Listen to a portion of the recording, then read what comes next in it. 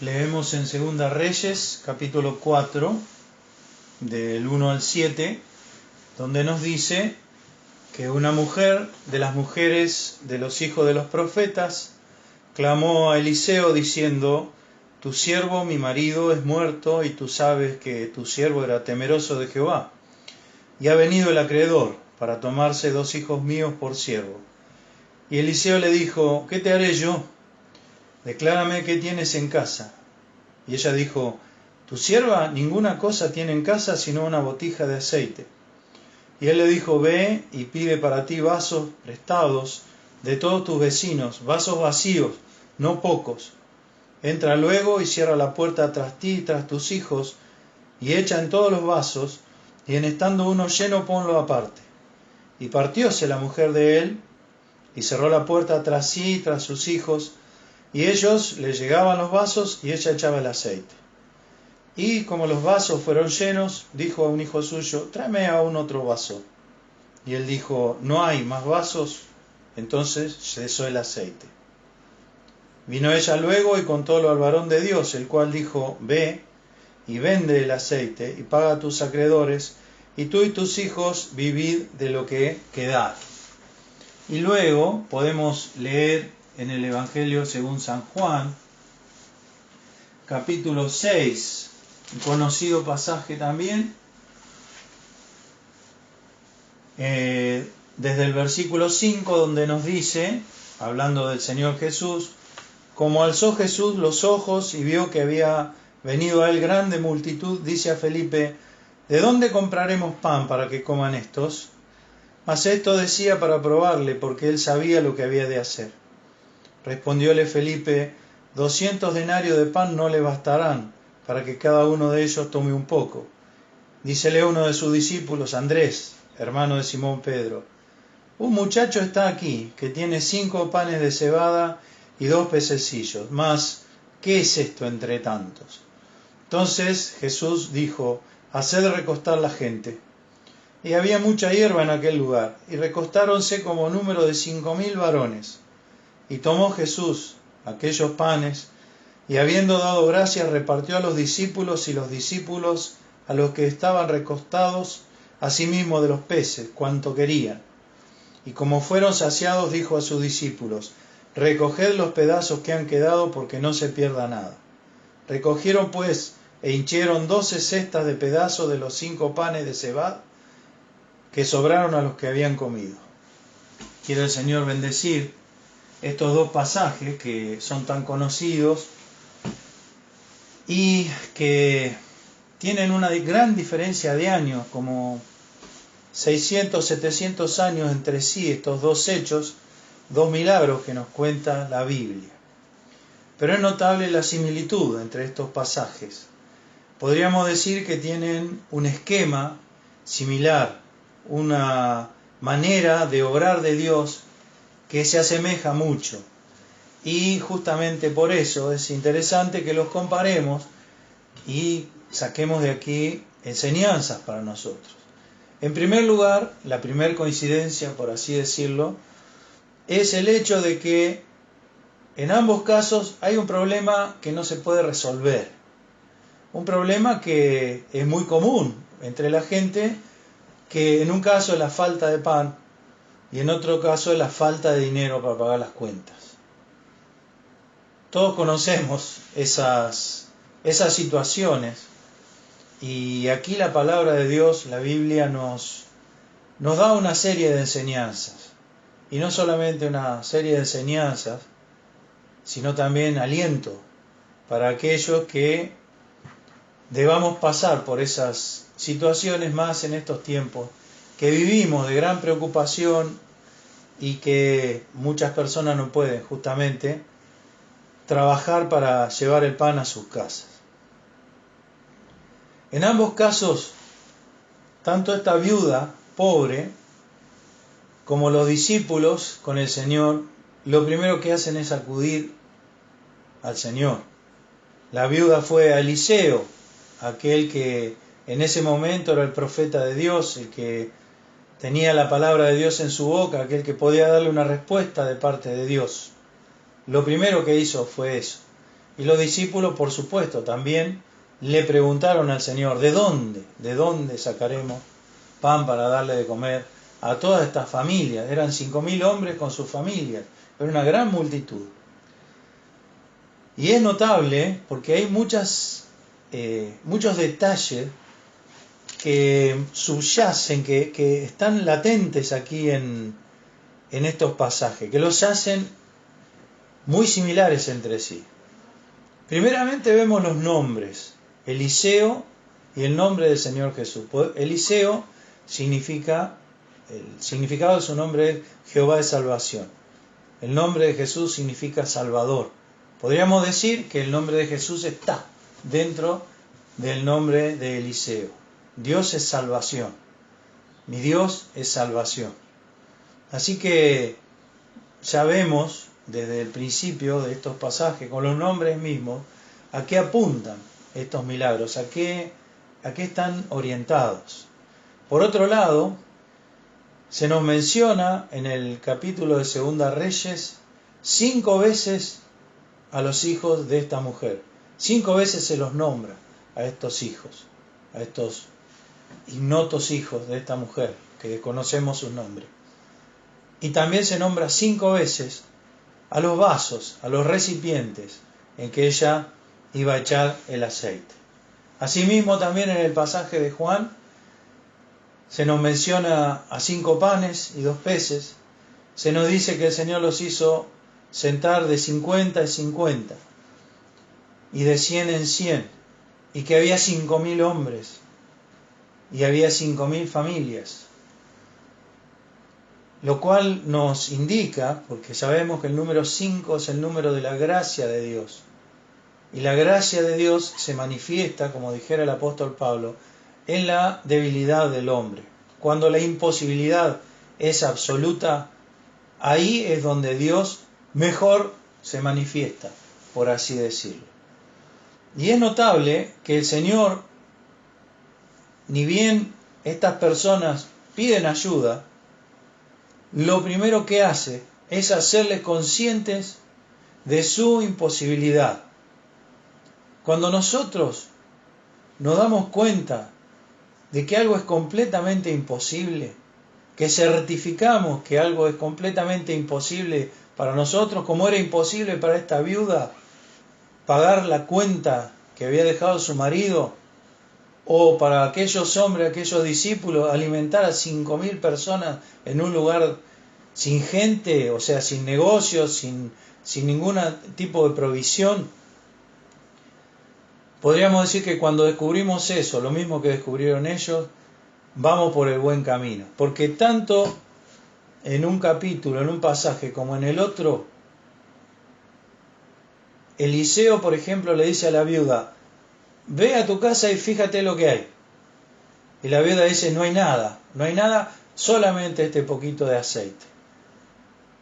Y a los discípulos le dice, ¿cuántos panes tenéis? Id y vedlo. Los discípulos dicen, no tenemos sino 5 panes y 2 peces. ¿Y qué es esto entre tanto? Esta frase, ¿qué es esto entre tanto? Delante de Dios, reconoce la absoluta imposibilidad de que el ser humano pueda hacer algo al respecto. ¿Cuántas veces las personas se encuentran en un callejón sin salida? ¿Cuántas veces se encuentran sin siquiera tener lo básico? Y muchas veces no es quizá el pan, pero pueden ser otras cosas. Puede ser una necesidad de salud, puede ser una amargura que nos venga con nuestra familia, nuestros amigos, problemas varios. Pongámosle ese nombre, el acreedor de la viuda, aquel que viene a recordarnos que no podemos. Eso fue lo que hizo, a exigirle algo que ella no podía hacer. ¿Cuántas veces en nuestra vida, cuántas veces la vida misma se presenta como nuestro acreedor, a reclamarlo algo que no podemos cumplir? Y justamente lo que hacen tanto la viuda como los discípulos es el primer paso que tenemos que dar, ir a Dios, acudir al Señor. Señor, esto es imposible para mí, por eso vengo a ayudarte. ¿Y cuál es la respuesta del Señor? ¿Qué es lo que tienes en casa? O los discípulos, ¿cuántos panes tenéis? id y vedlo. ¿Por qué? Porque el Señor quiere que estemos absolutamente seguros de que no podríamos si no fuera por Dios. ¿Qué es esto entre tanto? Tu sierva no tiene nada en su casa, sino un pequeño frasco, una botija de aceite. Pero sigue el proceso, tanto en un pasaje como en el otro. El Señor a los discípulos le dice que hagan sentar la gente en la hierba y que los ordenen de 50 en 50 y de 100 en 100. Y a la viuda le dice, ve y pide vasos prestados, o frascos, o recipientes prestados, no pocos. Entonces, ¿qué es lo que está haciendo el Señor ahí? Ahí está probando dos cosas. Primero, la obediencia. Y fundamentalmente, con la obediencia, la fe. Porque imagínense la situación de esta mujer pidiéndole a su vecino que le den vasos. ¿Para qué querés vasos? Le preguntaría cualquier vecino que fuera esta mujer a pedir. ¿Para qué querés los vasos? ¿Para qué querés todos estos frascos? ¿Para qué estás juntando tantos recipientes? O si los discípulos mismos, haciendo sentar toda esta multitud de personas en el pasto como si fueran a comer, sabiendo ellos que no había nada más que 5 panes y 2 peces. También hay otro detalle de los discípulos, porque el final del relato nos dice que sobraron 12 canastos, 12 cestas grandes de pan y de peces. 12. Es decir, que en ese momento, cuando ellos los hacen sentar, también tienen, al igual que la viuda, que salir a buscar un elemento en que transportar todo ese pan que le iban a dar, sin haber visto nada más que 5 panes y 2 peces. No habían visto todos los panes. Es decir, que este es un paso de fe y de obediencia, un paso, podríamos decir, en la oscuridad. Esta mujer juntando los vasos, pidiendo vasos prestados, y los discípulos acomodando a la gente como para comer y agarrando los canastos sin tener nada. Un paso en la oscuridad. Si no hay fe, jamás va a haber una respuesta de Dios. Si no hay fe, yo no voy a recibir nada. Así nos dice la palabra de Dios. No piense el tal hombre que recibirá algo de Dios. ¿Cuál es el tal hombre? El que duda. El que duda. Quizás muchos de nosotros hubiéramos dicho, en ambos casos, o en los discípulos o la viuda, Señor, yo primero quiero ver todos los panes preparados, después los hago sentar, porque puedo llegar a pasar vergüenza, puedo llegar a quedarme con la gente sentada esperando y quedar en ridículo. Eso lo diría el corazón sin fe, eso lo diría aquel que no cree, lo mismo la viuda. Entonces vemos el proceso, ellos acuden al Señor, ellos van a buscar ayuda. Y el Señor le dice, como si le dijera, permítame esta expresión, ¿estás seguro que necesitas ayuda? ¿No podés hacer nada? Y no había nada para hacer. ¿Qué es esto entre tanto? Para resolver ese problema no puedo hacer nada. No tengo nada con qué afrontar este problema. Pero también el hecho de que haya hecho juntar los vasos y haya hecho sentar la gente, en Juan 6, haya hecho sentar la gente y preparar todo, también es un método que usa Dios con nosotros, porque hay un problema que tenemos nosotros cuando nos suceden cosas que no podemos resolver. El problema que tenemos es la confusión y la desesperación. Y la desesperación y la confusión no dejan pensar. Entonces fíjense cómo Dios los hace poner en orden para que ellos no estén más confundidos, que su fe esté orientada específicamente a esperar la respuesta de Dios y no vivir en la confusión. Podemos imaginarnos cuando Andrés sale a recorrer entre la multitud de personas a ver quién tenía algo para comer, para hacer, podríamos decir, juntar todo y repartir entre la gente. Entre toda la gente que estaba ahí escuchando y que estaban con su familia, eso verdaderamente era un lío de gente, una multitud de gente que estaba, como bien dijo el Señor, tan derramado, estaba desparramada. El Señor los comparó a las ovejas que no tienen pastor. Por eso surgió del Señor esta pregunta, ¿con qué le vamos a dar de comer a los discípulos? porque estaba interesado en esas personas. Es un acto de misericordia.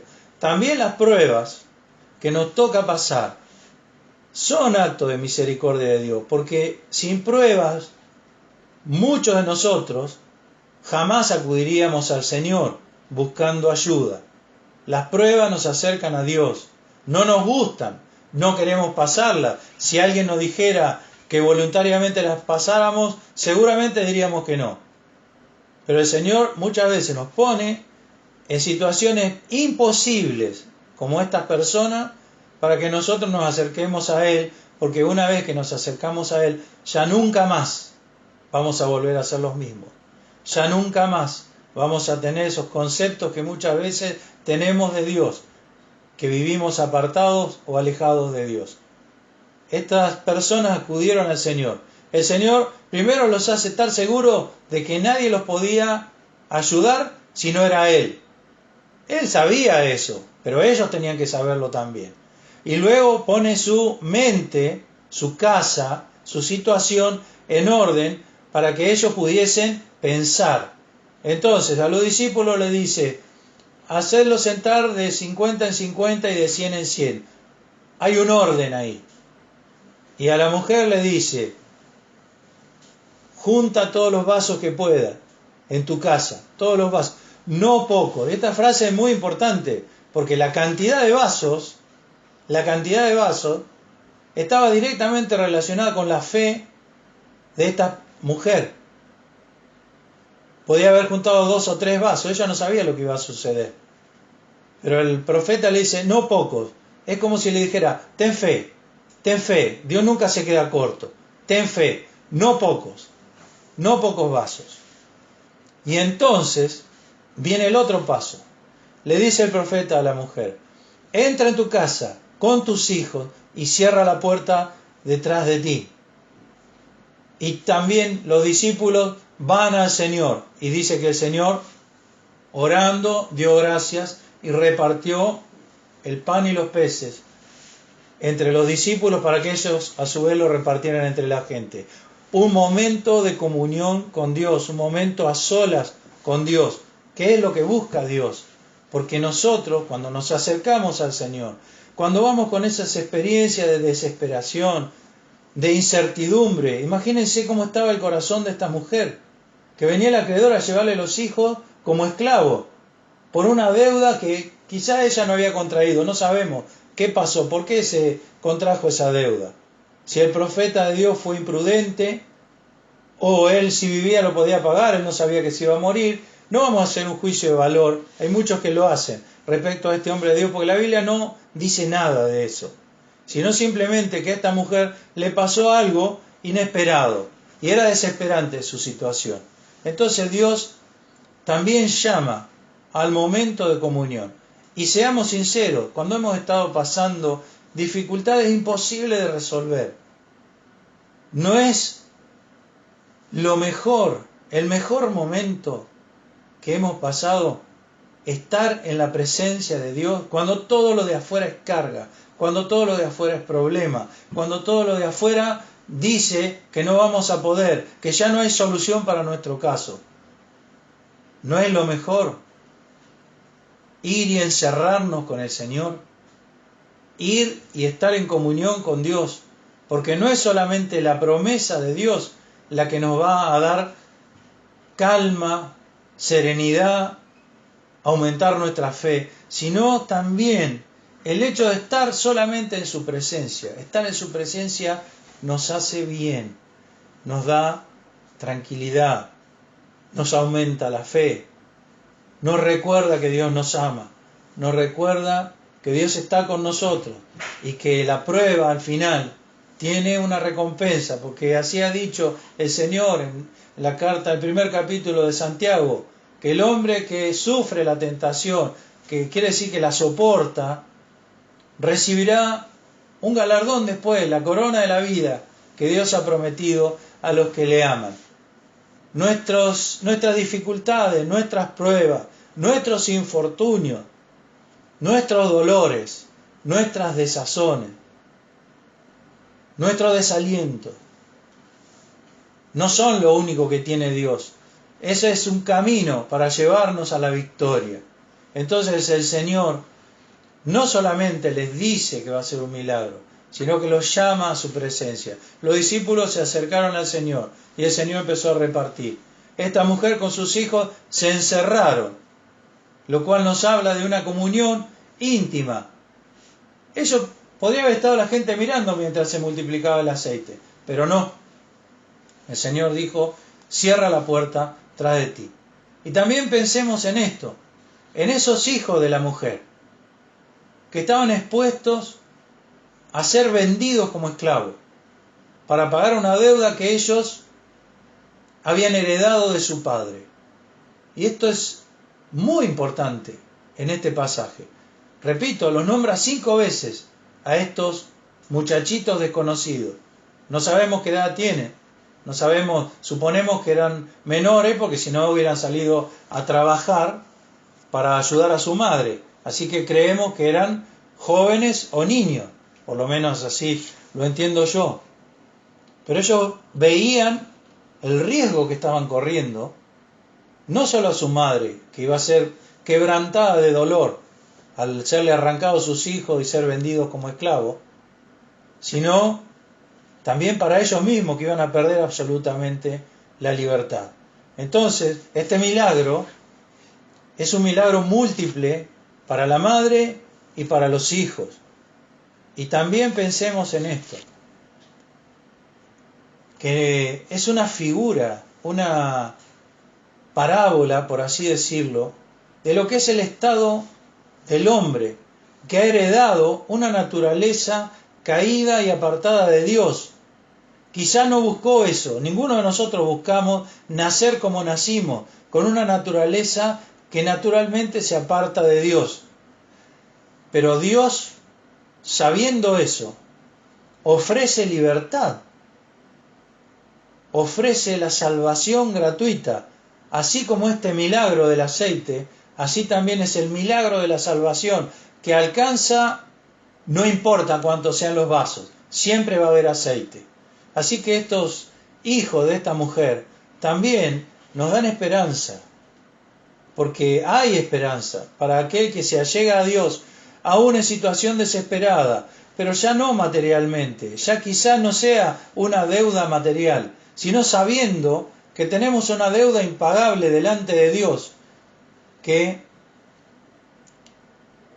nos hace estar expuestos a una esclavitud que no queremos. Hay liberación, hay libertad en Cristo, hay un milagro de salvación en Cristo para todo aquel que se allega a Él. Y luego dice que le empezaron a traer los vasos a la madre y seguía saliendo aceite de esa pequeña botija y se multiplicaba. Y también nos dice en Juan que los discípulos traían los canastos y el Señor multiplicaba y multiplicaba. Y cuando se saciaron todos, cuando se hartaron, dice, utiliza ese término que hemos leído, dice el Señor, junten lo que sobró. Alcanzó y sobró. Y aquí la mujer dice, tráigame más vasos. Si hubiera habido más vasos, había más aceite. El límite lo ponían la cantidad de frascos, no el aceite. Los milagros de Dios no tienen límite. Dios no se queda corto nunca. Y es notable porque cuando se terminaron los vasos, también cesó el aceite, nos dice el pasaje. Y ella va a contarle, imaginemos el gozo, porque el aceite de oliva, era algo caro y muy preciado en la antigüedad. Hasta el día de hoy es el aceite más caro, pero en la antigüedad más, porque no había otra cosa. Y esa mujer le va a contar a Eliseo lo que ha sucedido. Y Eliseo le dice, ve, vende el aceite, paga a tus acreedores y tú y tus hijos vivid lo que quedare. Fíjense esto, paga a tus acreedores, solucionó el problema de su pasado. Y tú y tus hijos vivid de lo que quedare, el presente y el futuro solucionado. El milagro de Dios, la ayuda divina, lo que Dios hizo por ella, solucionó su pasado, su presente y su futuro. Y así es Dios cuando entra en la vida de las personas. No importa cuál haya sido tu pasado. Dios tiene poder para cambiar tu presente y te asegura el futuro. Así es Dios. Así actúa Dios. Pasado, presente y futuro. ¿Cuántos de nosotros arrastramos trauma, cosas malas que nos han pasado en el pasado? ¿Cuántos de nosotros tenemos un presente complicado? El aceite de Dios soluciona todo. Pasado, presente, futuro. Así es Dios. Así es Dios. Y nos dice, volviendo a Juan, sobraron 12 canastos llenos. 12 apóstoles volvieron con sus canastos llenos. No faltó, sobró. La gente quedó asombrada de aquello que Dios había hecho, de la abundancia, de la ayuda de Dios. Pero hay algo, estos pasajes como vemos se parecen mucho, tienen el mismo esquema. Y es interesante conocer el esquema, porque muchos de los milagros de la Biblia tienen también ese esquema. Primeramente, la certeza de la imposibilidad. Yo no puedo hacer nada contra esto. Como dijo también un rey en la antigüedad. No sabemos lo que hemos de hacer, pero a ti levantamos nuestros ojos. Esa es la actitud, eso es lo que Dios busca. Imposible de arreglar esto. Por eso vengo a ti, Señor. Porque tú tienes poder, tú eres todopoderoso, a ti nada se te escapa. Esto no es algo que no lo has pensado. Me pones en esta situación porque me quieres enseñar algo. Eso por un lado. Esto es imposible.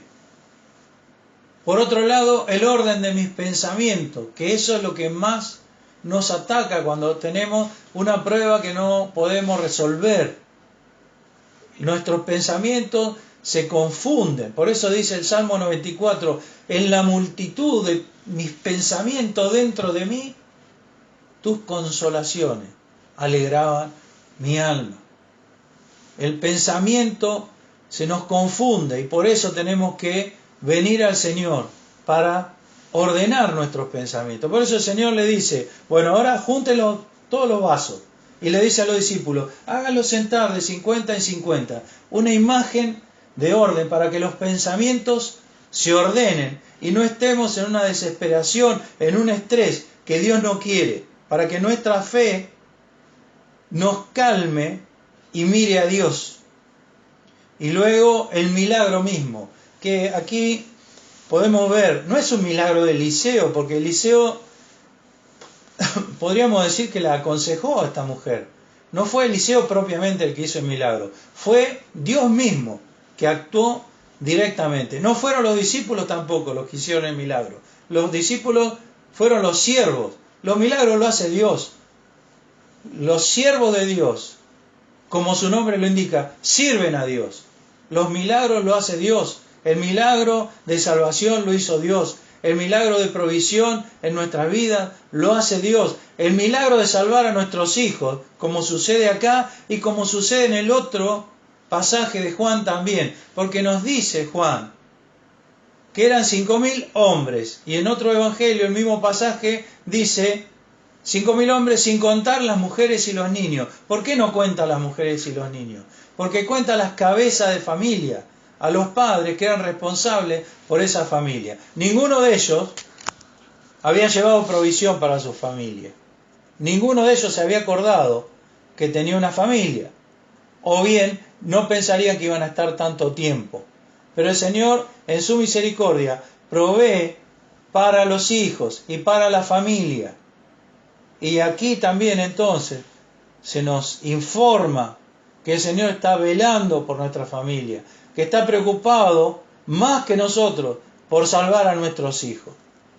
¿Cuánta no sería la congoja de esta mujer a la cual le iban a arrebatar los hijos y llevárselo, vaya a saber para qué, para ser vendido como siervo? Tremendo, tremendo. Cualquiera de nosotros estaría desesperado con eso. Y cuánta desesperación hay hoy en día, porque si bien no existe en nuestro país la esclavitud de esta manera, pero sí existe la esclavitud de otra manera. ¿Cuántas veces vemos salir a nuestros hijos de nuestra casa siendo esclavos de tantas cosas? Esclavos de algún vicio, esclavos de alguna filosofía que los lleva a la perdición, esclavos aún de sus propios pensamientos que adquieren fuera del hogar. Para eso también hay provisión de Dios. Yo he pensado en este pasaje de este milagro, el aceite de la viuda, como se le llama. Y me he dado cuenta, porque muchas veces uno trata de entender cuáles son todos esos símbolos, a qué se aplican. Y me he dado cuenta que es un pasaje de aplicación general. Porque si nosotros pensamos en la iglesia, porque el Espíritu Santo está en la Biblia tipificado por el aceite, si pensamos en la iglesia, pensamos también en esa frase de Eliseo: junta vasos, no poco. El Espíritu Santo nunca se va a quedar corto. Cuanto más personas crean, más aceite va a haber. Siempre hay aceite, siempre está la salvación de Dios para cuantos quieran venir a Él. También en la obra de Dios, en el ministerio, a veces pensamos en todas las cosas que la iglesia tiene que hacer. Siempre está la provisión de Dios. Cuando se terminaron los vasos, ahí recién cesó el aceite, no al revés. No al revés. Cuando se hartaron, ahí recién el Señor dejó de multiplicar los panes. No al revés. Dios nunca, jamás se queda corto. También pensemos en aplicar esto a nuestro porvenir. ¿Qué será de nosotros? Estas situaciones que nos toca vivir. ¿Qué sucederá? Nunca se va a acabar el aceite. Nunca Dios se va a quedar corto. ¿Qué pasa con nuestras cosas materiales? Como decía el Señor, ¿qué comeremos? ¿Qué beberemos? ¿O con qué nos vestiremos? No os acongojéis, dice el Señor. El aceite siempre alcanza. Cuando se terminan los vasos, ahí recién cesó el aceite. Pero hay otra cosa que no nos habla ya del parecido entre estos pasajes, sino de lo que los diferencia, que son podríamos decir, los elementos que se multiplicaron. La viuda recibió la multiplicación del aceite. Dice: tú y tus hijos vivid de lo que quedare. El aceite le aseguraba su futuro. Le resolvió el pasado y el presente, pero les aseguraba su futuro. En cambio, el pan, el Señor nos ha enseñado a orar por el pan nuestro de cada día. Cuando el Señor daba maná en el desierto a los israelitas, no podían guardar el pan de un día para otro, porque se echaba a perder. El pan nos habla de lo cotidiano. Danos nuestro pan cotidiano, nuestro pan de cada día. También el profeta Jeremías, cuando escribió las Lamentaciones, decía que las misericordias de Jehová son nuevas cada mañana. Así que el milagro de Juan nos habla de lo cotidiano, de aquello que necesitamos todos los días. Y notemos, tiene el mismo esquema ese milagro, esa provisión divina, que aquello que necesitamos para nuestro futuro, como es el aceite. El aceite de oliva tiene la característica de que no necesita nada para mantenerse. El aceite de oliva no necesita conservantes. Hasta el día de hoy, el aceite de oliva que se consume hoy es sin conservante. Así como sale de la prensa, así lo consumimos. No necesita nada para conservarse. Nos habla, como bien le dijo Eliseo, vivid de lo que quedare, porque ese aceite se podía guardar. Era una provisión que iba a alcanzar. Así que entonces tenemos esta enseñanza. Para lo cotidiano, para aquello que necesitamos todos los días, está el Señor. Y a Él debemos acudir. Y Él nos dará el pan de todos los días. Tanto a nivel material como a nivel espiritual. Algo que se necesita hacer cotidianamente. No se puede relacionarse con el Señor una vez y ya listo, ya se quedó así para siempre. Todos los días tengo que buscar al Señor. Pero por otro lado, el aceite nos habla de la provisión futura. ¿Cuándo se va a terminar? El aceite que simboliza al Espíritu Santo. Seré ungido con aceite fresco, dice el Salmo. Dice el Salmo 133 que la comunión entre los hermanos se produce como el aceite que desciende sobre la barba de Aarón y el sacerdote y llega hasta el borde de su vestidura, hablando de la unidad de los creyentes. También en el Salmo 23, versículo 5, dice, ungiste mi cabeza con aceite, hablando del Espíritu Santo, como el aceite como símbolo del Espíritu Santo. Entonces el Espíritu Santo, nos dice Efesios, desde que creísteis, fuisteis sellados con el Espíritu Santo de la promesa, que es las arras, o como si fuera el adelanto, de nuestra herencia. El Espíritu Santo que hemos recibido, esa pequeña botija de aceite que hemos recibido, nos garantiza que estaremos siempre con el Señor. Nos garantiza una salvación perfecta y eterna. Estaremos siempre con el Señor. Así que entonces miremos estas cosas. El Señor proveyendo para el día a día y el Señor proveyendo para la eternidad, para nuestro futuro. Eso hablando a nivel espiritual. Y a nivel material, ¿qué? ¿Dios se va a quedar corto? ¿Dios va a faltar? ¿Va a poder, como decían los israelíes, ya proveyó pan? ¿Podrá dar también carne? En un pensamiento que desprecia a Dios. Esa frase hizo enojar a Dios. Salmo 78. Hizo enojar a Dios. Por supuesto, Dios puede hacer lo que sea. Entonces, no hay en nuestra casa lo que necesitamos. Acudamos al Señor porque el Señor tiene un plan para nosotros, para sobrellevar estas pruebas, estas necesidades que tenemos, para lo cotidiano y para lo eterno, para todo. El Señor puede proveer.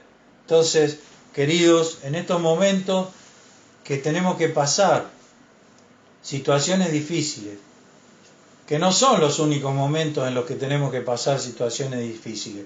Muchos de nosotros hemos pasado muchas situaciones difíciles. El Señor dice, ven a mí, como hizo esta mujer, como hicieron los discípulos. ¿Qué es lo que tienes en tu casa? Para estar seguro de que no hay solución humana para nuestro problema. Cuando llegamos a esa conclusión, el Señor nos ordena los pensamientos y nos encierra con Él en su presencia para darnos consuelo, para darnos fortaleza y para que podamos recibir aquel milagro de Dios que necesitamos.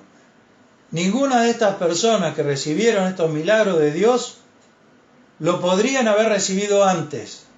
Tenían que llegar a la conclusión absoluta y sin lugar a duda que necesitaban un milagro de Dios, que solo un milagro de Dios, un accionar de Dios podía resolver el problema.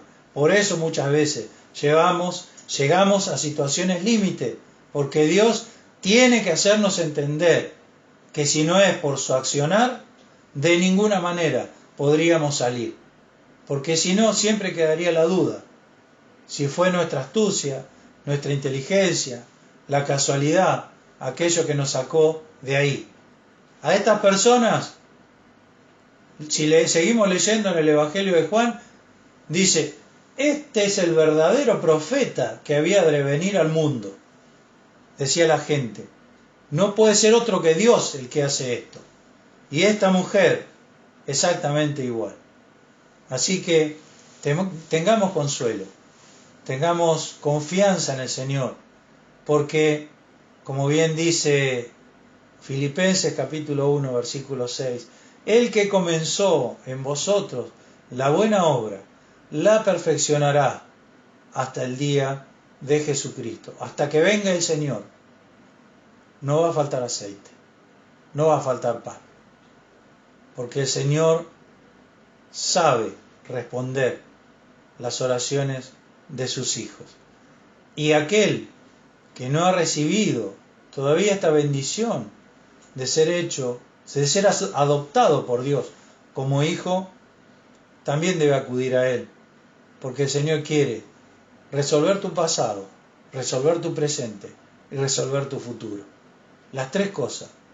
Sacarte la carga de tu pasado, sacarte la carga de tu presente y sacarte la preocupación por tu futuro. No solo el futuro aquí, en esta vida, el futuro eterno, porque el Señor ofrece vida eterna, vida que la muerte no puede afectar, si no, no sería eterna. Una vida eterna es aquella que la muerte no puede afectarla para nada. Esa es la vida que ofrece el Señor. ¿Qué haremos nosotros entonces? ¿Confiaremos en el Señor o daremos gritos de desesperación? ¿O haremos como los discípulos al principio? Envíalos que vayan a hoteles y cortijos y que compren pan y consigan habitaciones, que se arreglen ellos, decían los discípulos. Dios no hace eso. Él los vio como ovejas derramadas que no tienen pastor. Y le dijo a los discípulos, dadles vosotros de comer. Los discípulos vieron que era imposible y acudieron al Señor. Y ya nunca más fueron los mismos después de este milagro. Los hijos de la viuda nunca más fueron los mismos después de este milagro. La viuda nunca más fue la misma después de esto que pasó.